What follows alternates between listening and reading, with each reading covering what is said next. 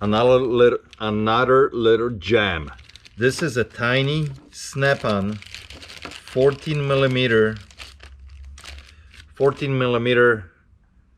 like a swivel socket. So 1/4 inch on one side, 14 millimeter on this side. Guess what? Free. This was also in a toolbox full of tools that we retrieved it. And what do you think this little guy sold for? And how easy this is gonna be to ship. This is only, it doesn't even register. This is less than 1 ounce. Sold for 35 bucks. Incredible. I love selling snap-on tools. It's just amazing. Keep an eye on stuff like this because these are little money makers that don't take any room, easy to ship, and unbelievable flips.